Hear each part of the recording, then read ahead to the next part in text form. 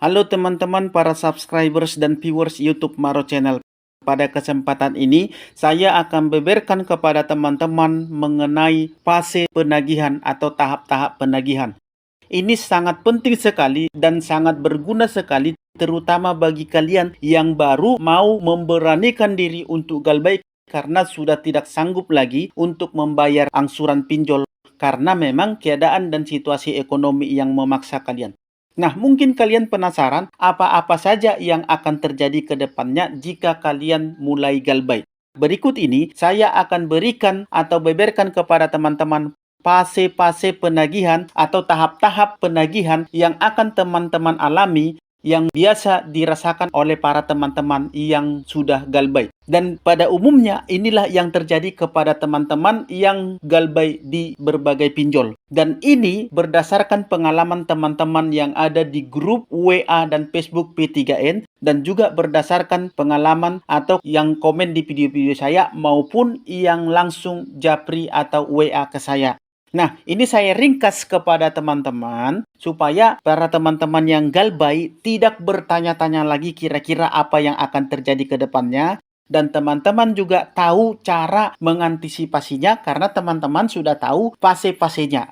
Jadi teman-teman sudah bisa mempersiapkan diri sebelum Anda memulai galbay. Jadi kalau Anda baru mulai galbay atau belum galbay tapi baru mau merencana untuk galbay, ini sangat penting sekali untuk teman-teman pahami. Jangan ada bagian yang di-skip. Oke, kita mulai. Biasanya ketika teman-teman itu memulai galbay, maka di bulan pertama, 2 minggu pertama, atau bahkan 1 bulan sampai 3 bulan pertama teman-teman galbay itu, teman-teman akan mengalami level ancaman dan teror yang sangat agresif. WA, SMS, atau email itu, bahkan teleponan itu akan sangat agresif sekali di 2 minggu pertama atau di 1 bulan sampai 3 bulan pertama ketika awal mula teman-teman galbay. Ini yang disebut dengan level ancaman dan teror yang sangat agresif, yang sangat masif, yang sangat barbar. Jadi apa solusinya bagi teman-teman yang baru di 2 minggu pertama atau di 1 bulan sampai 3 bulan pertama galbay itu? Solusinya adalah perbanyak edukasi tentang galbay, perbanyak menonton video-video edukasi tentang galbay supaya mental teman-teman itu dikuatkan. Lalu kemudian teman-teman harus banyak juga belajar edukasi hukum tentang perpinjolan atau tentang hutang piutang, tentang galbay. Supaya teman-teman tidak bisa dibodoh-bodohin atau ditakut-takutin oleh para debt collector pinjol ini dengan hukum. Contoh dengan mengatakan kami akan mempidanakan saudara, kami akan membawa pengacara dan segala macam. Itu semua adalah kebohongan yang nyata. Dari dulu sampai sekarang ancamannya tetap seperti itu. Tapi dari dulu sampai sekarang belum pernah ada satu nasabah pun yang pernah terbukti dipidanakan oleh para debt collector ini atau pinjolnya. Sudah puluhan ribu, ratusan ribu, bahkan mungkin sudah sejuta. Dari dulu tahun 2015 sampai sekarang ini yang saya tahu, sejak saya galbay dulu sampai sekarang saya jadi content creator, belum pernah ada satu nasabah pun dari sekian banyak nasabah yang gagal bayar dengan ancaman yang sama bisa benar-benar dipidanakan oleh para debt collector ini. Jadi itu hanyalah ancaman atau hoaks yang disampaikan oleh para debt collector hanya supaya Anda takut dan merasa terganggu dan stres kemudian terpaksa Anda bayar. Kalau Anda tidak takut, itu tidak ada efeknya kepada Anda, ya, karena itu hanyalah bohongan. Itulah di bulan atau di awal 2 minggu pertama sampai 1 bulan bahkan 3 bulan Anda galbay tadi. Nah, fase selanjutnya di bulan keempat sampai bulan keenam, kadang-kadang sampai bulan ke-8. Ini adalah fase di mana level ancamannya dan terornya itu adalah level sedang atau sudah mulai berkurang, sudah mulai sedikit. Solusinya untuk menghadapi fase ini kepada teman-teman tetap seperti yang tadi, perbanyak edukasi atau menonton video-video edukasi tentang galbay. Bagaimana tips cara menghadapi debt collector lapangan. Karena biasanya di fase bulan ketiga Anda galbay itu biasanya debt collector lapangan. Kalau yang ada debt collector lapangannya, ya tidak semua pinjol ada debt collector lapangan. Bahkan hanya sedikit sekali pinjol-pinjol ini yang punya debt collector lapangan. Bahkan hanya sangat sedikit sekali dari nasabah yang galbay itu yang bisa mereka kunjungi. Contoh dari 100 nasabah yang galbay, paling hanya 5 dan paling banyak hanya 10 nasabah yang bisa mereka kunjungi. karena keterbatasan waktu dan juga keterbatasan jarak dan juga sedikit sekali debt collector lapangan pinjol yang bisa datang ke rumah nasabah. Di fase-fase ini, Anda perbanyak edukasi, terutama bagaimana tips dan cara menghadapi debt collector lapangan. Karena mungkin Anda akan dikunjungi debt collector lapangan di fase ini. Tapi jangan takut, debt collector lapangan itu tidak menakutkan, tidak semenakutkan seperti apa yang Anda bayangkan. Karena debt collector lapangan pinjol itu biasanya jauh lebih ramah, jauh lebih baik, dan bisa diajak kompromi atau kerjasama. Artinya kerjasama di sini adalah mereka mengerti, mereka mau menerima apa yang kita sampaikan, alasan-alasan kenapa kita tidak bisa bayar. Jadi, di fase ini Anda tidak usah takut dengan yang namanya debt collector lapangan pinjol. Karena debt collector lapangan pinjol itu benar-benar dibatasi dengan hukum dan undang-undang. Bahkan dibatasi dengan aturan dan peraturan yang telah ditetapkan oleh OJK. Jadi mereka tidak akan berani macam-macam. Kalau mereka berani macam-macam, Anda langsung usir saja mereka keluar. Itulah fase di bulan 4 sampai 6. Nah, di bulan ke-6 sampai ke-8 atau bahkan sampai ke-9, ini biasanya level ancamannya itu atau terornya itu sangat jarang sekali. Artinya mereka sudah mulai malas di sini.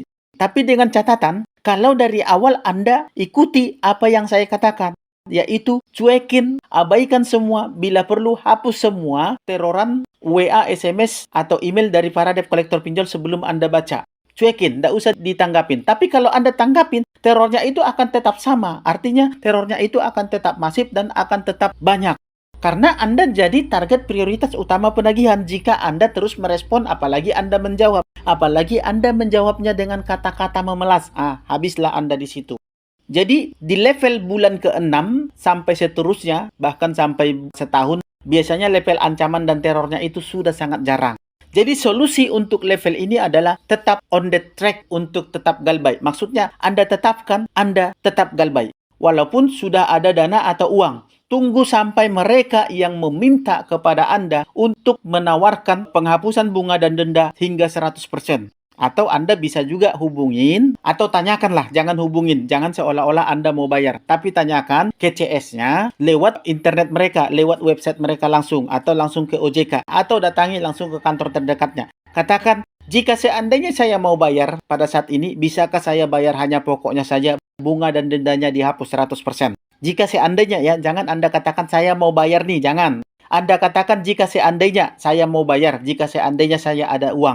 Supaya Anda jangan kelihatan Anda mau bayar. Ketika Anda mengatakan hal seperti itu, maka mereka akan takut Anda tidak bayar lagi. Jadi mereka akan tawarkan kepada Anda penghapusan bunga dan denda hingga 100%. Karena mereka takut Anda tidak bayar lagi. Ketika Anda tawarkan untuk bayar lagi dan mereka mau, nah Anda berikan persyaratan kepada mereka bahwa Anda mau bayar hanya jika Anda mendapatkan surat lunas dan hutang Anda benar-benar dihapus semuanya. Jangan sampai nanti Anda bayar, ternyata hutang Anda masih ada tercatat di sana. Dan Anda minta bukti surat lunasnya. Itu yang pertama. Yang kedua, bukti surat lunas ini nanti akan bisa Anda pakai ketika suatu saat Anda mengajukan pinjaman dan ternyata masih ada catatan slik OJK Anda di sana atau BI checking Anda di sana. Nah, surat ini bisa Anda pergunakan untuk Anda pakai untuk menghapus slik OJK Anda atau BI checking Anda. Atau bahkan untuk Anda tunjukkan ke pembiayaan yang Anda minta tolong untuk dapatkan pembiayaan atau ke banknya ketika Anda mungkin mengajukan kredit atau kredit mobil atau motor. Nah, di fase 6 sampai 8 bulan ini adalah fase di mana pihak aplikasi akan membuat strategi khusus. Soft negotiation. Soft negotiation itu maksudnya mereka sudah mulai melembek. Mereka sudah mulai memohon kepada Anda. Karena mereka sudah tahu bahwa Anda tidak mempan untuk diteror selama ini. Sudah sampai 6 bulan, bahkan sampai setahun Anda diteror, mereka tidak mempan untuk meneror Anda. Nah, di fase ini mereka sudah akan melakukan soft negotiation. Artinya mereka lah yang menawarkan kepada Anda untuk Anda bisa diajak bernegosiasi. Nasabah yang di fase ini, mereka rasa tidak bisa lagi mereka tagih ini dengan cara-cara menakut-nakuti, dengan cara-cara meneror, dengan cara mengintimidasi. Karena sudah terbukti setelah sekian lama, sampai 6 bulan bahkan sampai setahun, Anda tidak mempan mereka teror-teror, mereka paksa-paksa, maka di fase ini mereka lah yang akan melembek ke Anda. Tapi dengan catatan, ingat dengan catatan yang saya bilang tadi, Ketika Anda galbay, Anda harus ikuti arahan dan tuntunan yang saya berikan, yaitu jangan pernah mau merespon WA, SMS, teleponan, atau email penagihan dari para debt collector pinjol. Bila perlu, hapuskan. Kalau Anda merespon, maka akan tetap sama dari waktu ke waktu. Anda akan terus menjadi target prioritas penagihan mereka. Jadi, ini dengan syarat tertentu seperti yang saya katakan di video-video sebelumnya. Teman-teman di sini semua harus ingat, Anda harus bisa memapping atau memetakan kira-kira apa yang akan terjadi, bagaimana yang akan terjadi di tahap pertama, di 2 minggu pertama, di 1 bulan pertama, di 3 bulan pertama, bahkan sampai di 1 tahun pertama. Anda harus bisa memapping atau memetakan kira-kira apa yang akan terjadi.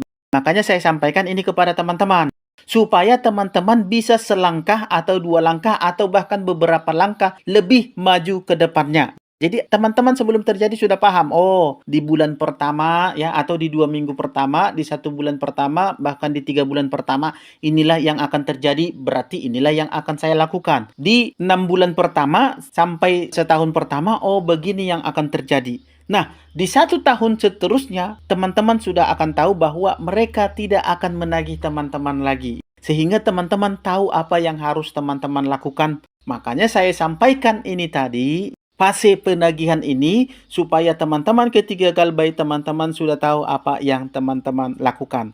Bagi teman-teman yang masih takut-takut untuk galbay, yang masih belum berani karena masih terpengaruh, bahkan masih takut dengan teroran dan intimidasi dari para debt collector pinjol, jika kalian masih takut untuk galbay, kalian belum berani untuk memulai galbay, maka bergabunglah ke grup WA dan Facebook P3N, Persatuan Pemberantas Pinjol Nusantara. Bergabunglah lewat link yang sudah saya sematkan di kolom komentar video ini. Ini adalah grup komunitas galbay yang sudah menyelamatkan ratusan, bahkan sudah 1.000 nasabah yang terjerat pinjol diselamatkan lewat grup ini, baik di WA maupun di Facebook. Karena di grup ini, kalian akan bisa saling support, saling mendukung, saling menguatkan satu sama lain, saling memberikan informasi dengan sesama teman-teman galbay kalian yang sudah duluan galbay, yang sudah galbay di berbagai pinjol yang berasal dari seluruh wilayah di Indonesia ini. Bahkan semua keraguan dan pertanyaan kalian nanti akan dijawab oleh para teman-teman senior galbay yang ada di grup ini yang sudah melupakan masalah galbay dan mereka sudah mengalami pengalaman seperti yang Anda alami sekarang.